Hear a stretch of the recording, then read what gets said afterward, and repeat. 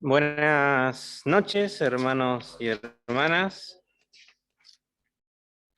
Bien, hemos llegado ya a la última iglesia, a la última carta, a la iglesia de la Odisea. Bien, vamos abriendo nuestras Biblias en Apocalipsis capítulo 3, mientras se va proyectando en pantalla la diapositiva.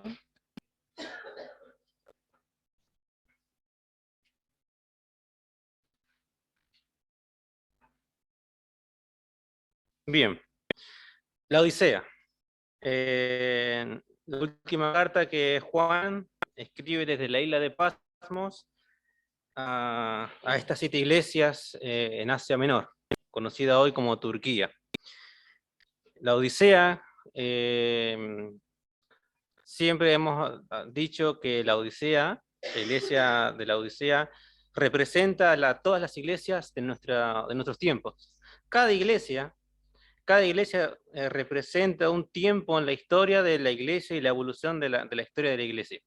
Empezando por Éfeso, todo sigue un orden cronológico, obviamente. Empezó por Éfeso hasta la iglesia de la Odisea.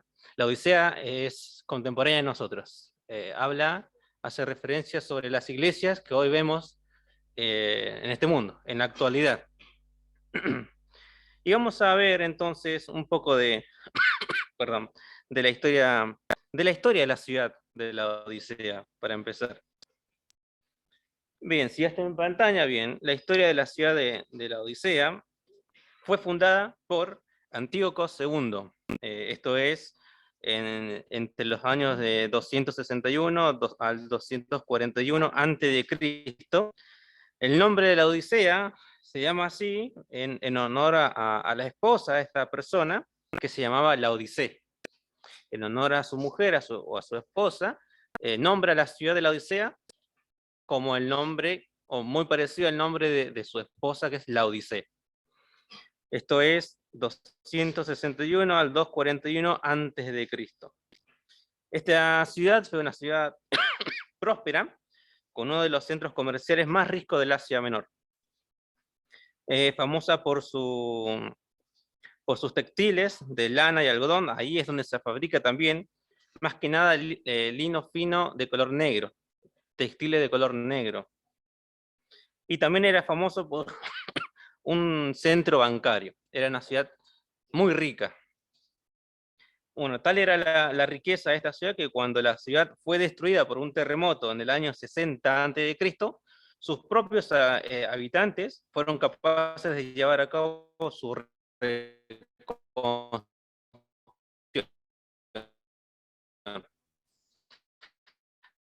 No pidieron ayuda a ninguna otra ciudad, a ningún otro gobernador, reconstruyeron, levantaron toda la ciudad. Podemos decir que los cristianos de la iglesia de Éfeso eran de la clase alta en la ciudad. Fueron capaces de llevar a cabo la reconstrucción de la ciudad por sus propios medios, sin necesidad de la ayuda de Roma. En la ciudad se levantaron muchos edificios, imponentes edificios, y todo esto era de carácter, o la mayoría era de carácter de entretenimiento, de placer. Había un gran estadio, había un hipódromo, 3 grandes teatros, habían baños termales, y también se celebraban fiestas o ferias de mercadería, todo con imponentes edificios. Habían estadios donde se hacían carreras de carretas.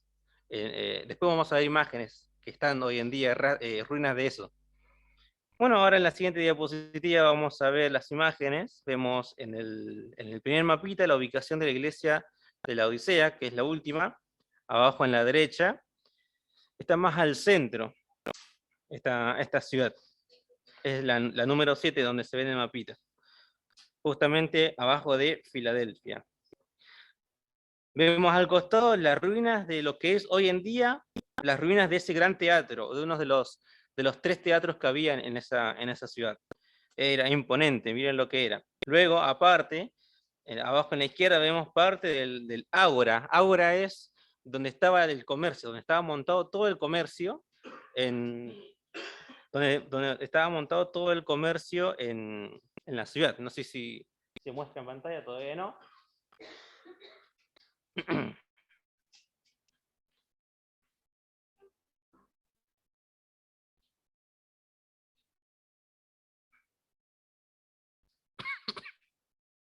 Ahí mientras se muestra en pantalla, todo lo que hoy queda son ruinas, obviamente. De hecho, la ciudad propia de la antigua la Odisea estaba bajo tierra. Y hoy en día hay excavaciones y se ve registro de esa ciudad. Registro de las... Bueno, ahí se ve. Bueno, arriba a la derecha el mapita, arriba a la izquierda, el número 7, más en el centro, abajo a la derecha, está ubicada la ciudad de la Odisea, justamente abajo de Filadelfia. Arriba a la derecha vemos la ruina de lo que quedó del teatro, son ruinas lo que ha quedado de ese teatro. De hecho, hoy en día en la ciudad se ha reconstruido esos teatros. Eran imponentes, eran 3 grandes teatros. Ese es uno de ellos. Abajo en la izquierda vemos parte del Ágora, que es donde se montaba, donde estaban todo el comercio. De hecho es eso, el comercio. Vemos hoy en día ruinas nada más. Vemos también ruinas del gran estadio abajo en el medio. Ese era un estadio donde ahí se hacían las carreras de carretas, caballos que atraían o estaban agarrados con carretas y se hacían carreras en ese estadio. Y abajo a la derecha vemos parte de la ciudad, lo que quedó, y todo eso estaba bajo tierra. De hecho vemos personas ahí que están, y máquinas de excavación, en donde se ha hecho una excavación y se ha descubierto parte de la ciudad, de las ruinas de la ciudad de la Odisea. Todo esto está hoy en día. De hecho, el teatro que vemos ahí arriba se están reconstruyendo estos teatros, y queda ahí. Eran edificios imponentes. También había un gran banco central ahí en la Odisea. En la siguiente diapositiva vamos a ver algunas referencias bíblicas de la iglesia de la Odisea, fuera de Apocalipsis. La iglesia de la Odisea fue establecida allí por la predicación de Epafras. Esto lo vamos a ver en Colosenses capítulo 1, versículo 7, Colosenses capítulo 4, del 12 al 13. Se estima que fue por la predicación de Epafras o de algún otro discípulo de Pablo. Bueno, el apóstol Pablo les escribió una carta a la iglesia de la Odisea, que se había extraviado esa carta. Esta carta se debía leer también en la iglesia de Colosas. Pablo le escribe una carta a la iglesia de Colosas. De hecho, Colosenses capítulo 4, lo vamos a leer, versículo 16.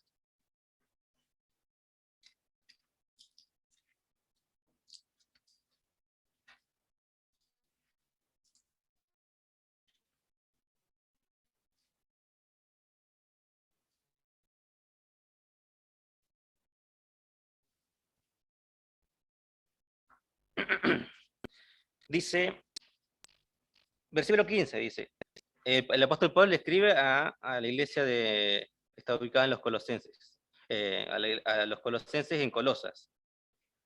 Versículo 15, saludad a los hermanos que están en la Odisea, y a Ninfas, y a la iglesia que está en su casa.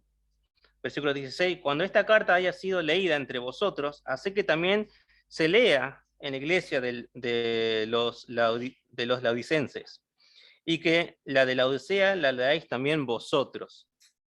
El apóstol Pablo escribió, o tenía la intención de enviarles una carta a la iglesia de la Odisea. Bien, bueno, justamente había una relación entre ambas iglesias, ya que la iglesia de Colosas y la iglesia de la Odisea, ya que estaban ubicadas solamente a 15 kilómetros de distancia. Luego, en cuanto a la iglesia, en la época en donde Juan escribió esta carta, no se registra que hayan sufrido persecución, hubiera herejías dentro de la iglesia, que combatían contra tales personas o tales doctrinas. No se registra esto en esta iglesia. Su problema era el orgullo. El problema principal de la iglesia de la Odisea era el orgullo y la ignorancia, provocados por su autosuficiencia y complacencia. Ellos, todo lo que tenían, lo vamos a ver más en detalles más adelante, todo lo que tenían era gracias a su propio esfuerzo, según ellos. Por esta razón, recibió la condenación más severa de todas las iglesias anteriores, y que vamos a ver ahora a continuación. Y le da duro. Acá el Señor Jesús es realmente duro con esta iglesia. Vamos a empezar a leer entonces la carta, Apocalipsis capítulo 3, versículo 14 al 22.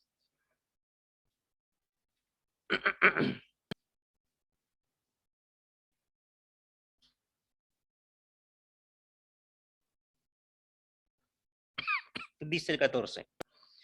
Y escribe al ángel de la iglesia en la Odisea: he aquí el amén, el testigo fiel y verdadero, el principio de la creación de Dios, dice esto: yo conozco tus obras, que ni eres frío ni caliente. Ojalá fueses frío o caliente. Pero por cuanto eres tibio y no frío ni caliente, te vomitaré de mi boca. Ya empezamos con una afirmación importante. Porque tú dices, yo soy rico y me he enriquecido y de ninguna cosa tengo necesidad. Y no sabes que tú eres un desventurado, miserable, pobre, ciego y desnudo. Por tanto, yo te aconsejo que de mí compres oro refinado en fuego, para que seas rico, y vestiduras blancas para vestirte y que no se descubra la vergüenza de tu desnudez, y unge tus ojos con colirio para que veas. Yo reprendo y castigo a todos los que amo. Sé pues celoso y arrepiéntete. He aquí, versículo 20, he aquí yo estoy a la puerta y llamo. Si alguno oye mi voz y abre la puerta, entraré a él y cenaré con él y él conmigo. Al que venciere, le daré que se siente conmigo en mi trono, así como yo he vencido y me he sentado con mi Padre en su trono. El que tiene oído, oiga lo que el Espíritu dice a las iglesias. Como vemos o como hemos leído, no hay ningún elogio. No, Cristo no alaba a esta iglesia, no le reconoce ni un solo elogio a esta iglesia. Y como vemos, tiene muchos más reproches que todas las iglesias anteriores. Acá en esta carta le da con todo. Le dice cosas que ahora vamos a entrar en detalles, pero le dice: te vomitaré de mi boca, eres un desventurado. Esta iglesia dice ser rica, pero en realidad era pobre. Y vamos a empezar del principio, del versículo 14. Como en todas las cartas hay un remitente, quien escribe la carta. Y se presenta de esta forma: el Señor Jesús se presenta como: he aquí el amén, el testigo fiel y verdadero, el principio de la creación de Dios. He aquí el amén, empieza diciendo. Bien, he aquí el amén, el testigo fiel, el verdadero, el principio de la creación de Dios. Esta expresión al principio, el amén, el testigo fiel y el verdadero, resalta más que nada la fidelidad del Señor Jesús. Él es el sí, él es el amén, el así sea. Esto es una afirmación, una confirmación. Él es el sí de Dios, el amén. Esta es la afirmación de Dios, y de hecho en 2 Corintios capítulo 1, 20, lo vamos a leer. 2 Corintios capítulo 1, versículo 20. Dice: porque todas las promesas de Dios son en el sí y en el amén, por medio de nosotros, para la gloria de Dios. Porque todas las promesas de Dios, Él se describe como el amén. Es una afirmación de Dios. Él es el sí, el así sea, como hoy en día lo conocemos. El testigo fiel y el verdadero. Luego dice: el principio de la creación de Dios, y esto no quiere decir que Cristo haya estado antes de la creación de la tierra. Esto no dice eso. Esto hace referencia a lo que es la suprema autoridad y dominio que Cristo tiene sobre la creación, por haber sido Él su creador.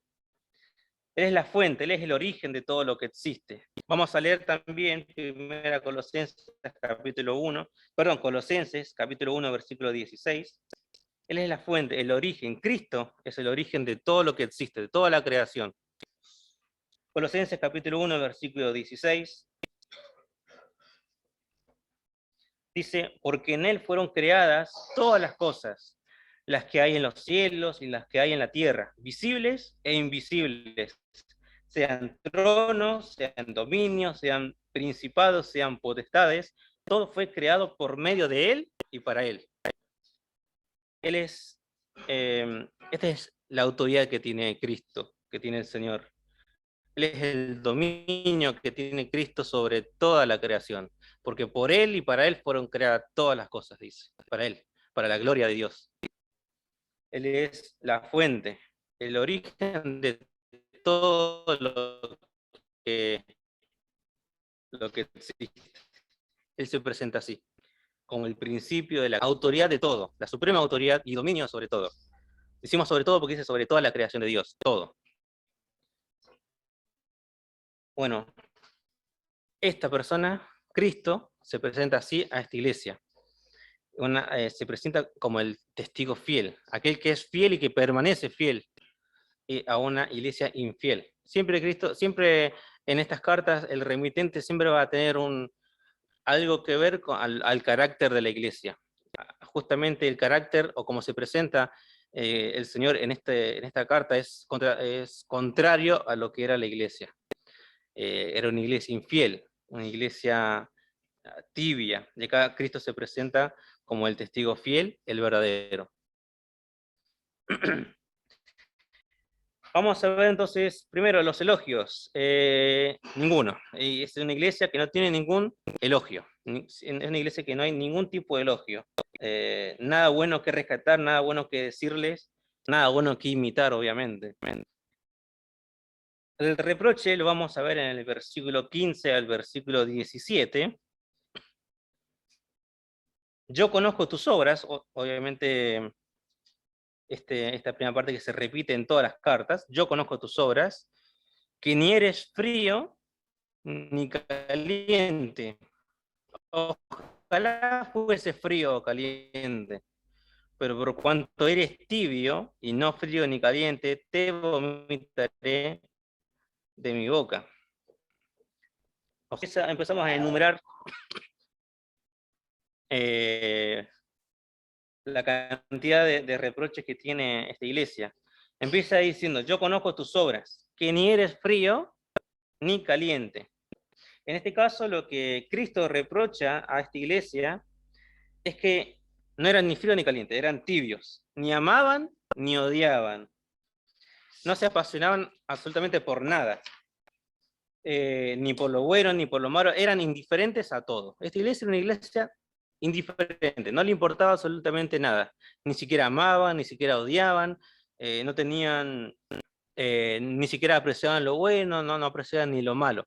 Era una iglesia tibia, eran indiferentes a todo, no le importaba nada. Un ejemplo, el agua caliente es útil para el baño, el agua fría sirve para calmar la sed en un día caluroso.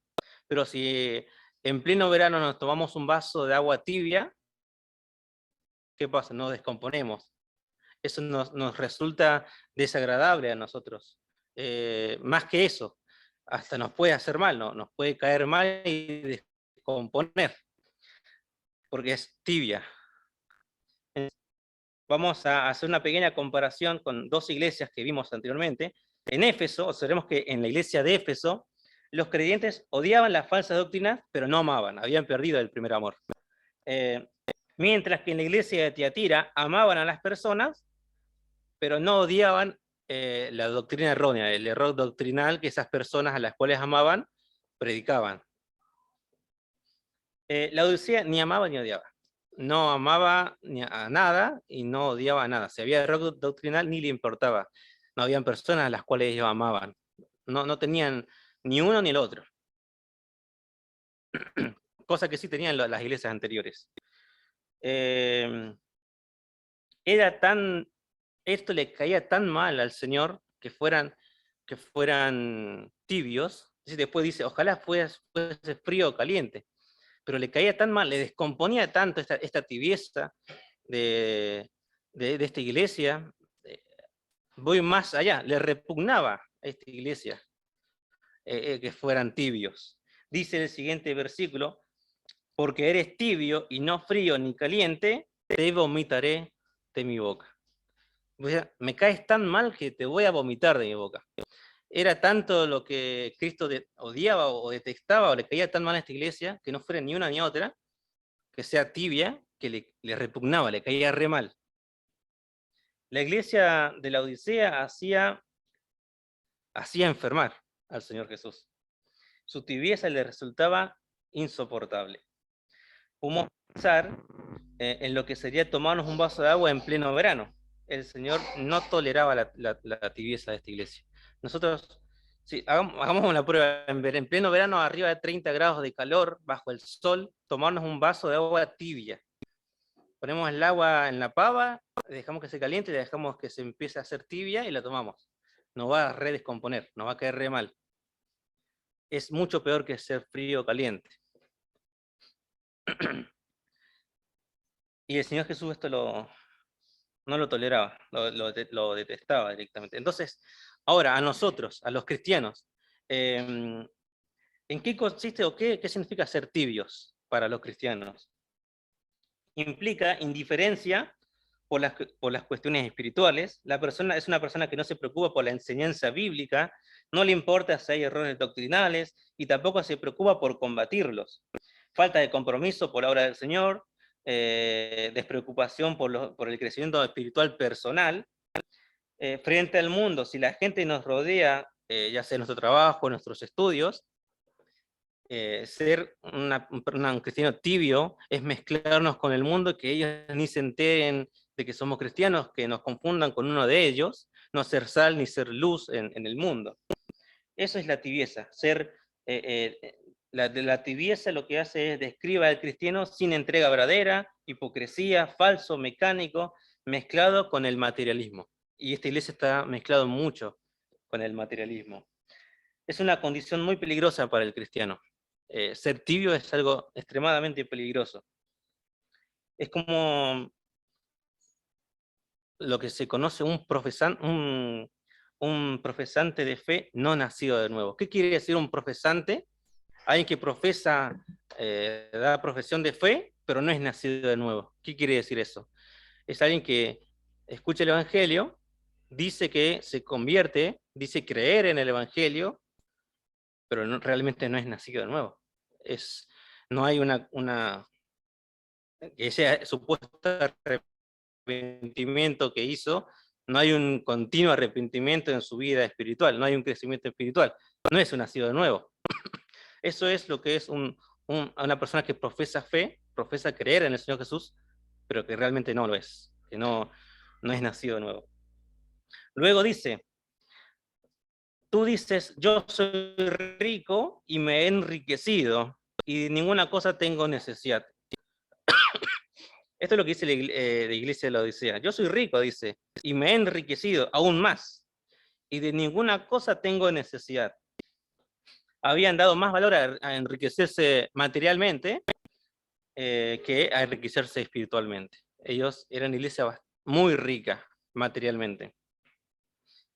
Bueno, como dijimos al principio, quizás los creyentes de la iglesia de la Odisea eran de los creyentes, de las personas más ricas de la ciudad, o de las clases social más altas en la ciudad.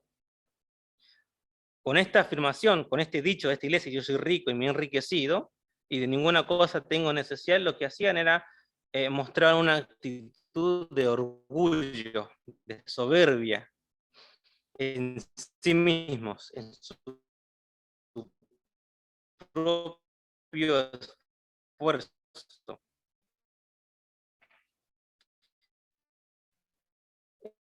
Para ellos eran perfectos, ellos no rentan nada, decía la Odisea, la iglesia de la Odisea. Pero el Señor Jesús les da su verdadera condición. que es totalmente contraria a lo que ellos pensaban. Dice, tú no sabes que eres un desventurado, un miserable, un pobre, un ciego y desnudo. Ellos dicen, yo soy rico y me he enriquecido, pero en realidad lo que no saben es que ellos eran desventurados, eran pobres, todo lo contrario de lo que ellos decían, eran pobres, eran ciegos, desnudos. Ahora imaginemos, ¿no? Entonces para la Odisea, que se empezaban que eran cristianos intachables, que eran cristianos perfectos, que el Señor le dijera que eran merecedores de lástima, que eran pobres, miserables. Imagínense a la congregación escuchar la carta que el Señor le había escrito, que Juan le mandó a esta iglesia. Es una iglesia que estaba llena de soberbia, de orgullo, que se creía perfecta, que no necesitaba nada. Imagínense cuando la carta le decía, pero tú dices ser esto, pero en realidad eres un pobre, un ciego, un desnudo, un desventurado, un miserable. Esa es la condición verdadera de esta iglesia. Es la condición de una persona gravemente enferma que se niega a ir al médico, por ejemplo. Esa es la condición de la iglesia de la Odisea. Y es triste escuchar que a quien yo he creído, supuestamente, me diga todo esto. Imagínense acá nosotros, un domingo en la Cena del Señor, cuando estuvimos dando los anuncios, y nuestro hermano Pepe diga, recibimos una carta de tal hermano, o de tal lugar. Importante, porque este venía de parte de Cristo, el Señor Jesús, por medio de Juan. Y decían, tú dices ser rico, y me he enriquecido, y de ninguna cosa tengo necesidad. Y en la carta que escuchamos dice, pero tú no sabes que eres desventurado, pobre, miserable, ciego, desnudo. A nosotros, imagínense si eso nos diga a nosotros. Y es más triste que esta iglesia representa o es contemporánea a las iglesias que vemos hoy en día. No es una iglesia que hubo hace miles de años. No es que hace referencia a iglesias que ya no existen, sino que hace referencia a iglesias que vemos hoy en día. Y quizás alguna de nuestras iglesias también, que con cristianos tibios, cristianos no comprometidos, cristianos que no sean celosos o devocionales de servir al Señor, cristianos que no les importa recibir a gente que tiene errores doctrinales, no les importa combatir contra eso, no les importa los hermanos, no los aman, ni siquiera los odia, tibios, cristianos indiferentes a lo que sea. Imagínense eso. Y hoy en día hay eso en nuestras congregaciones, en nuestros tiempos. Y Dios hace un llamado a esta iglesia. El versículo 18 al 19. Dice, por tanto, yo te aconsejo que de mí compres oro refinado en fuego para que seas rico. A una iglesia supuestamente rica, ¿no? Y vestiduras blancas para vestirte y que no se descubra la vergüenza de tu desnudez. Y unge tus ojos con colirio para que veas. Yo reprendo y castigo a todos los que amo. Sé pues celoso y arrepiéntete, le dice. Sé pues celoso y arrepiéntete. Este es el llamado que hace el Señor a esta iglesia. Primero que se arrepienta, como a todas las iglesias. Menos a Filadelfia y menos a Esmirna. A las demás, que tiene reproches contra esa iglesia, Dios lo primero que le dice, arrepiéntete. Y a nosotros también. El primer llamado entonces es a que se arrepientan. Y luego dice, yo te aconsejo que de mí compres oro refinado en fuego para que seas rico. A una iglesia que dice ser rica, Dios le dice, no, vos no sos rico, vos sos pobre. Y yo te aconsejo que compres de mí, y es importante con ese de mí, que compres oro refinado en fuego. Refinado en fuego es fundido en fuego, donde no hay impureza alguna. Es fino, un oro fino, sin ningún tipo de impureza o sin ninguna mezcla de nada, para que seas rico. Ellos gastaban sus riquezas, todo lo que tenían, porque eran personas ricas, de la clase alta, gastaban en cosas materiales, pero el Señor le dice que compres de mí. compre de mí para que seas verdaderamente rico espiritualmente. Tú dices ser rico, pero no, sos un pobre, sos pobre. Compra de mí, dice, no gastes tu riqueza material que no sirve para nada. Y no digo que está mal tener riquezas o tener mucha plata, no está mal eso. Pero esta iglesia se gloriaba en sí mismo por esta riqueza que, según ellos, la consiguieron ellos mismos. Ellos de su propio esfuerzo habían ganado todo esto. Pero Dios dice, el Señor dice, compra de mí, realmente de mí, oro refinado, que es totalmente puro, sin ningún tipo de químico ni nada que le dé, que contamine esa pureza, para que seas verdaderamente rico espiritualmente. Rico espiritualmente, es lo que quiere Cristo para esta iglesia, que sean ricos espiritualmente. Se habían preocupado mucho, se habían esforzado mucho por ser ricos materialmente, pero espiritualmente eran pobres. Después dice, y vestiduras blancas para vestirte, y que no se descubra la vergüenza de tu desnudez. ¿Por qué le dice, acá esto es estratégicamente, le escribe esta carta a esta iglesia porque ellos eran, haciendo referencia al oro refinado, ellos trabajaban con eso, en el mercado se dedicaban a eso. Ahora le dice, vestiduras blancas para vestirte, porque también en esa ciudad se fabricaba vestiduras. De hecho, se fabricaban vestiduras negras. Y acá le dice, y vestiduras blancas para vestirte, y que no se descubra la vergüenza de tu desnudez. Acá no hace referencia a vestiduras literalmente blancas, sino a ser revestidos de Cristo, a manifestar lo que es el carácter de Cristo. Dice, compra vestiduras blancas, ¿para qué? Para que te revistas de Cristo realmente, para que manifiestes el carácter de Cristo. Ellos no tenían un carácter totalmente contrario a lo que Cristo quiere, eran orgullosos, soberbios. Y sabemos obviamente que el carácter de la iglesia de la Odisea era totalmente contrario a lo que Cristo quería. Eran desnudos espirituales. Podrán estar vestidos con ropa de la mejor calidad, porque ellos la fabricaban, ellos mismos la fabricaban. Eran famosos por fabricar esas ropas, pero habían descuidado sus vestiduras espirituales. Esta iglesia había descuidado básicamente todo. Habían descuidado en este caso sus vestiduras espirituales. Luego dice, y unge tus ojos con colirio para que veas. También, el colirio también se fabricaba en la Odisea.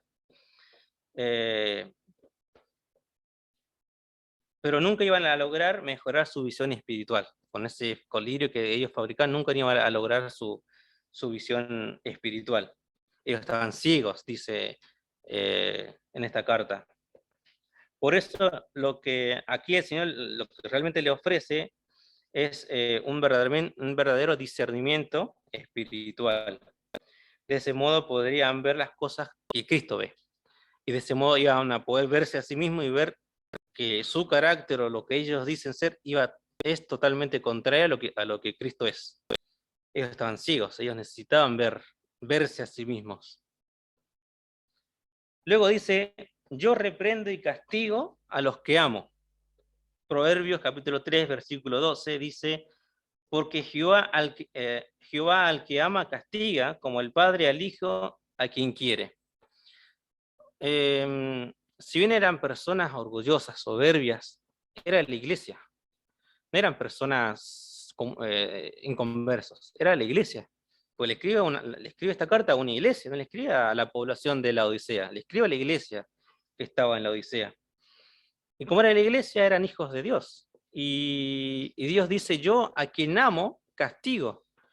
Como nuestros padres. Nuestros padres muchas veces a mí me reprendían y no lo hacían porque querían, sino porque querían que yo cambie algo que realmente estaba mal. Y no lo hacían porque no me querían o por bronca. Lo hacían porque realmente porque me querían. Un padre a su hijo lo va a reprender, lo va a castigar, no para divertirse, no para hacerle mal, sino porque realmente quiere a su hijo. Los padres van a entender eso. Y acá no es, en este caso es lo mismo. Yo reprendo y castigo a los que amo, dice. Después le dice, sé pues celoso y arrepiéntete. La tibieza de la iglesia de la Odisea se manifestaba en la ausencia de celo y devoción en todo lo que hacían para el Señor. Se habían cegado por todas las riquezas materiales que tenían y habían perdido el celo, la devoción a realmente a las cosas de Dios. Y le dice, sé pues celoso y arrepiéntete. Que dejaran todo lo que estaba mal, todo lo que para ellos creía que estaba bien, pero para en realidad estaba muy mal, que lo dejen todo y arrepiéntanse.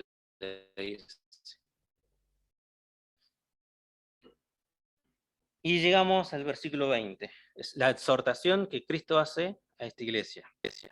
Y dice el versículo 20,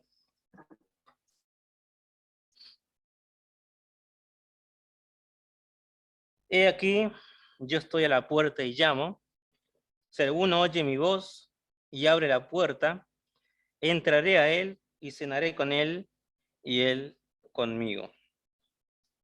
He aquí, yo estoy a la puerta y llamo. Yo de acá, de este solo versículo, quiero rescatar 4 cosas. Primero, es que el contexto de este versículo es la iglesia. Una iglesia rebelde, obviamente, una iglesia tibia, que desagrada a Dios, pero una iglesia.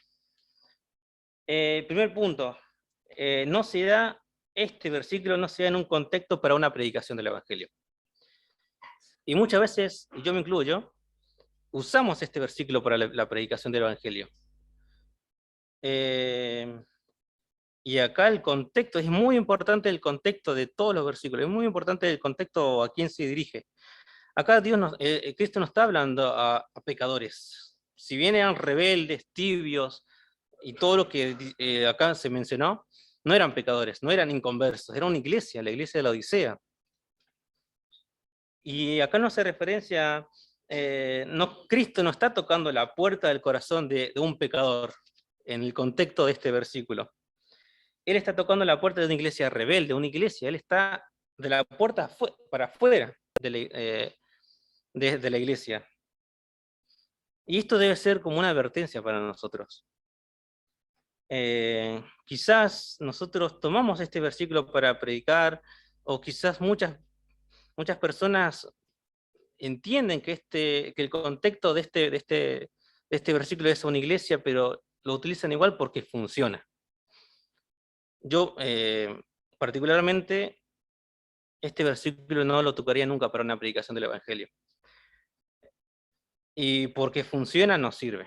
Porque sea un versículo efectivo para que una persona se convierta, muchas veces, y en la mayoría de los casos cuando se utiliza este versículo, el cristiano se llama, y esto pasa mucho en las conferencias donde hay varias de muchas iglesias, donde el predicador lo que hace es termina el evangelio, la predicación, termina la reunión y llama a pasar adelante a las personas que quieren abrir la puerta de su corazón. ¿Y qué hace? Los hace hacer una oración, supongamos. Y si él hace la oración y le dice que le abre la puerta de su corazón para que el Señor Jesús entre, listo, ya está, son salvas. Se va el predicador, la semana siguiente todos los que pasaban adelante, ni uno. Y esto me ha pasado, y esto lo he visto. Una vez hace varios años en San Carlos fue un predicador en una conferencia, hizo esto en una reunión, la última reunión obviamente, se levantaron 5 personas creo, y usó este versículo y usó estas palabras, supuestamente se habían convertido con este versículo. Pasó la semana siguiente, el domingo, nadie, ninguno de los 5, ninguno. El domingo siguiente, ninguno. Al otro domingo no los vi nunca más, en realidad, no los vi nunca más. A estas personas que habían hecho profesión de fe. Y es una advertencia para nosotros en no darle convicción de salvación a estas personas por hacer una profesión de fe. Porque si leemos el versículo y lo queremos tomar para la predicación del Evangelio, después dice, he aquí yo estoy a la puerta y llamo, si alguno oye mi voz y abre la puerta, entraré a él, cenaré con él y él conmigo. Eso es comunión. Eso es una continua comunión. Si realmente el Señor hubiera entrado en el corazón de aquellas personas que levantaron su mano, pasaron al frente y hicieron profesión de fe, esa comunión iba a permanecer. Y el domingo siguiente iban a estar, y el otro domingo iban a estar, y iban a seguir arrepintiéndose de sus pecados.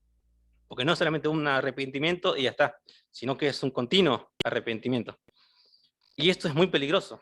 Y yo me atrevo, y con temor en mi corazón me atrevo a decir que millones de personas que hagan este tipo de profesión de fe no van a ir al cielo.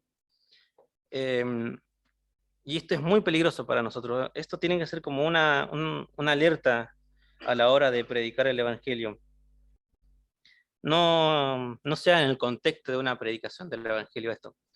Es una iglesia rebelde, es una iglesia que es una iglesia, son pecadores, no son inconversos, es una iglesia. Dios está a la puerta de la iglesia, pero del lado de afuera, porque la iglesia de Odisea habían sacado a Cristo del medio de la iglesia y lo habían dejado afuera. No se centraban en Cristo la iglesia de la Odisea, se centraban en ellos mismos, confiaban en ellos mismos, y Cristo estaba afuera. Y Cristo estaba tocando la puerta de la iglesia, pidiendo entrar a la Odisea, para tener una comunión con la iglesia de los creyentes de la Odisea. Él quería cenar con ellos, quería permanecer dentro de la iglesia, que sea el centro de la iglesia, pero Cristo estaba afuera. Y esto pasaba con la iglesia de la Odisea. Él estaba afuera de la puerta de la iglesia de la Odisea. Después, no debemos, como dijimos, no debemos dar certeza de que si abren su corazón, Jesús entrará, aun cuando este texto no esté principalmente dirigido a la conversión o a una apertura de corazón. Si queremos predicar el Evangelio haciendo referencia a la puerta del corazón del pecador, Hechos, capítulo 16, versículo 14,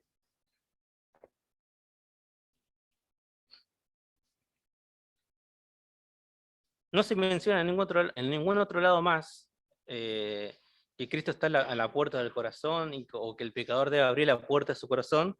Y en el pasaje donde sí se menciona la puerta del corazón para la salvación, está en Hechos capítulo 16, versículo 14. Entonces una mujer llamada Lidia, vendedora de púrpura de la ciudad de Tiatira, que adoraba a Dios, estaba oyendo. Y el Señor abrió el corazón de ella para que estuviese atento a lo que Pablo decía. Este es el versículo donde se muestra que hubo una apertura del corazón, donde alguien abrió el corazón. Este no. El Señor abrió el corazón de ella, de Lidia, para que estuviese atenta a lo que Pablo decía. Entonces, en el versículo que leímos sí habla de la conversión y sí habla de que alguien abrió su corazón. Luego, en el punto 3, en vez de invitar al pecador a abrir su corazón, sería mucho más apropiado ayudar al pecador a examinarse a sí mismo. Por ejemplo, sientes que Dios está obrando en tu corazón, tienes el deseo de responder a las cosas que has escuchado, dejar atrás la confianza en ti mismo, la vida del pecado, y confiar solamente en Cristo. ¿No es mucho mejor apropiado invitar o convencer al pecador de que es un pecador? Cariñosamente, con amor, no recriminándolo. Como te contaba, luego de que, y esto lo veo hasta en iglesias nuestras, lo veo en conferencias por lo general, hermanos que vienen de afuera, de otros lados, que no los conozco tampoco, hacen un llamado, termina el domingo, el último día de la reunión, y dice: ¿quién quiere pasar adelante? O levante su mano el que quiera abrir la puerta de su corazón y para que Cristo entre a su vida. Luego de eso el predicador se va, capaz que se gloria porque varios, y he visto que en conferencias donde hay muchos, pero muchísimos que pasan adelante, se quedan ahí en un costadito hasta que termina la reunión. Y eso a mí, o a nosotros nos debería nos debería tocar en el corazón y en la mente y decir, ¿qué está pasando? ¿Por qué? Habiendo tantos recursos en la Biblia, más convincentes de pecado, más convincente para el pecador, decirle que abra la puerta de su corazón y que Cristo y que Jesús va a entrar, y ya a partir de eso, ya con eso ya está, es cristiano. Esta persona ya se convirtió. Y como pasó una vez en San Carlos, no aparecerá nunca más. De hecho, hay hubo hace tiempo también en San Carlos un joven que se convirtió, hizo profesión de fe, en realidad, se bautizó, pasaron los años, esta persona le dice a mi papá y a mi tío Fabián, que son los ancianos allá, de reunirse en el local cuando no había ninguna reunión, sino para conversar con ellos, y les dice, yo en realidad no soy cristiano, yo vine a la iglesia porque estaba interesado en una muchacha. Esta persona se había convertido supuestamente, había hecho profesión de fe, se había bautizado, le confesó eso a los ancianos y no apareció nunca más. Después de ahí no estuvo nunca más. Y reconoció que no era cristiano. Y eso es triste o a nosotros los cristianos nos debe interesar, nos debe preocupar que luego de que una persona dice convertirse o hace profesión de fe, nos debemos preocupar en que esa persona tenga convicción de su salvación. Porque no es yo acepto al Señor Jesús y ya está. Si bien nosotros nos gozamos, nos alegramos, lo felicitamos, pero después tiene que haber frutos de su conversión.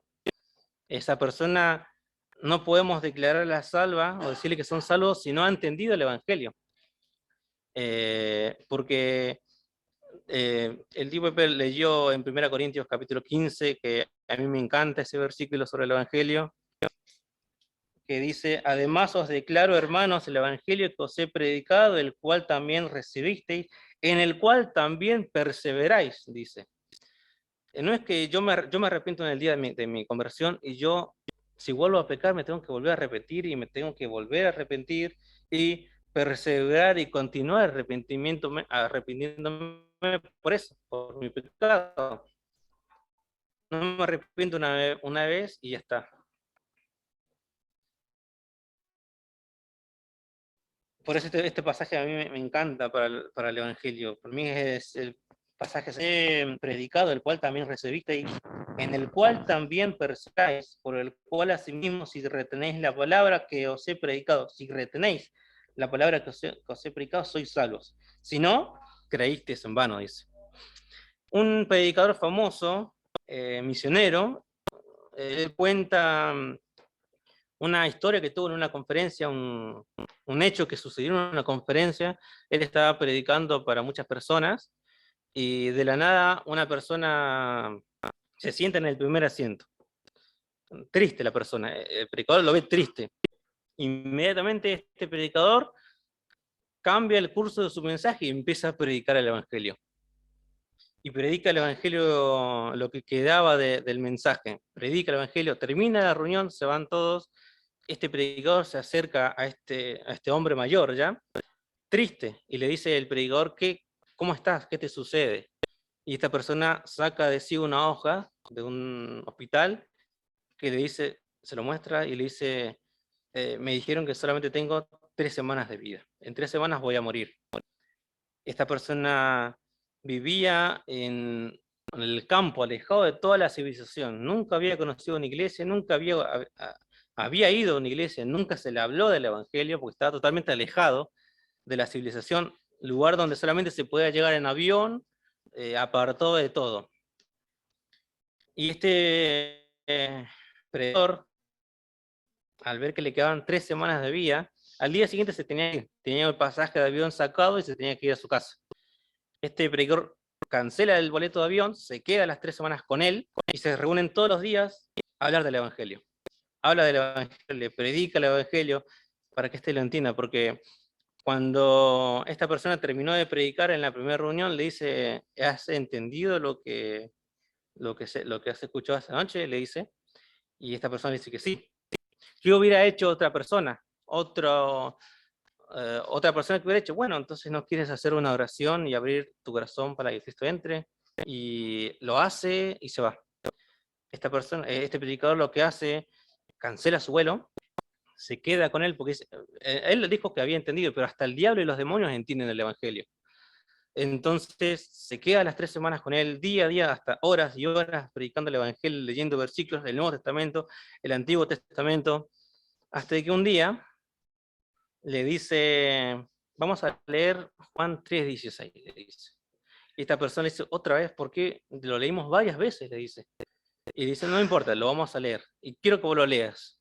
Entonces esta persona empieza a leer el pasaje, porque de tal manera amó Dios al mundo, y hasta ahí queda, y se quiebra, y empieza a decir, esto es verdad, y empieza a decir, soy salvo, voy a ir al cielo, empieza a exclamarlo, y solamente leyendo hasta la mitad de un versículo que ya lo leyó varias veces, dice, voy a ir al cielo, y le dice, ¿por qué? Y esta persona le dice, ¿no has leído el versículo? Dice, porque de tal manera amó Dios al mundo, que ha dado a su Hijo unigénito. ¿Entendemos la diferencia? Para que una persona realmente tenga convicción de su salvación, tiene que entender el Evangelio. Tiene que entender que Cristo murió en la cruz, que murió por sus pecados, que es un pecador. Un enfermo no va a ir al doctor si no sabe que está enfermo. Hay que decirle que está enfermo. Hay que decirle que es una enfermedad muy peligrosa el pecado. Y esta persona lo entendió. Le quedaban 3 semanas de vida y lo entendió. Y este predicador se quedó con él esas 3 semanas. O se moría las 3 semanas y iba al cielo, o se moría o iba al infierno. No le quedaba otra. Y esto es lo que hizo este predicador. Muy conocido. Y es lo que nosotros debemos hacer. Nosotros debemos utilizar la palabra y hablarle o hacerle entender a la persona que es un pecador. No con malos tratos, no diciéndole en tonos malos, sino con amor. Cariñosamente, con amor, decirle que es un pecador y que necesita a Cristo. Entonces, para terminar este punto nada más, si nosotros, primero para empezar, a la Odisea, Dios estaba claro que estaba a la puerta de afuera de la iglesia. Y él le pide, lo exhorta, le dice a esta iglesia, he aquí yo estoy a la puerta y llamo. Si alguno oye mi voz y abre la puerta, entraré a él y cenaré con él y él conmigo. Él quiere que la iglesia le abra la puerta para tener una comunión, una plena comunión con su iglesia. Y esta iglesia, justamente a esta iglesia, la Odisea, que estaba totalmente alejada de Cristo, había sacado a Cristo de la iglesia y Dios estaba afuera, Cristo estaba fuera de esta iglesia. Bien, sigamos, antes se nos va el tiempo, sigamos. El versículo 21, la promesa que hace a esta iglesia, al que venciere, le daré que se siente conmigo en mi trono, así como yo he vencido, y me he sentado con mi Padre en su trono. Acá, al que dice, como yo he vencido, hace referencia a cuando él venció en la cruz. Y otra vez hace referencia al Evangelio. Cuando Cristo murió, cuando salió triunfante de ese día, el tercer día, cuando resucitó, o sea, cuando salió victorioso de la muerte, ese al que venciere, como yo he vencido, y ahora estoy sentado a la diestra del Padre. Exactamente para cada uno de nosotros, al que venciere, y para la iglesia, en especial de la Odisea, al que venciere, dice, le daré que se siente conmigo en mi trono, así como yo he vencido, y me he sentado con mi Padre en su trono. Y termina diciendo a todas las iglesias, el que tiene oído, oiga lo que el Espíritu dice a las iglesias. Y después de esto, en Apocalipsis capítulo 4, dice, después de esto miré, y aquí una puerta abierta en el cielo, y la primera voz que oí como de trompeta hablando conmigo dijo, sube acá y yo te mostraré las cosas que sucederán después de estas. Después de esto, el Señor vino a buscar a su iglesia. Termina la etapa del periodo de la iglesia de la Odisea y el Señor viene a buscar a su iglesia. Nosotros estamos en ese tiempo, en los últimos periodos de la Odisea, esperando que se abra la puerta del cielo y que venga el Señor a buscarnos con voz de mando, con voz de arcángel y con trompeta de Dios, y venga a buscar a su iglesia. Eso es lo que sigue justamente después del periodo donde estamos ahora. Y este mensaje dice, es de suma importancia, el que tiene oído, preste atención a lo que el Espíritu dice a todas las iglesias de las primeras iglesias, a la de Éfeso hasta acá, a nosotros, a iglesias de otros lados, a todos. Quiera el Señor que todas estas cartas que hemos visto, sacar lo bueno de cada iglesia, y sacar lo malo también, porque de lo malo también se aprende. Tomar ejemplos muy buenos como la iglesia de Esmirna, la iglesia de Filadelfia, tomar lo malo de la iglesia de Teatira, de la iglesia de Sardis, de la iglesia de la Odisea, tomar lo malo de ellos para que no nos suceda a nosotros. Y poder tener un poco, aunque sea de cada iglesia, algo bueno de cada iglesia que podamos tener. A nosotros primeramente como en lo personal, en nuestra vida espiritual personal, porque nosotros somos la iglesia en fin, y que esto nazca en cada uno, para que la iglesia crezca y que Cristo sea el centro de la iglesia, de nuestra iglesia, Canal de Italia, y que no esté a la puerta de la iglesia. Quisiera, para ya terminar, me gustaría una reunión más, pero vamos a hacer algo distinto. Vamos a hacer un concurso bíblico. Vamos, si puede ser un día sábado, una reunión, vamos a repasar a estas iglesias con un concurso bíblico con premios, un presente para cada uno, y que entre todos rescatemos de cada iglesia cosas para nuestra vida y para nuestra iglesia, obviamente. Cuando se pueda, un día sábado lo podemos armar y podemos hacer en la reunión un concurso y repasar todas las iglesias, desde Éfeso hasta la Odisea, recordar elogios de todas las iglesias, reproches de todas las iglesias, y que podamos aprender todavía más con un concurso, preguntas, respuestas, y hacerlo un poco más didáctico también.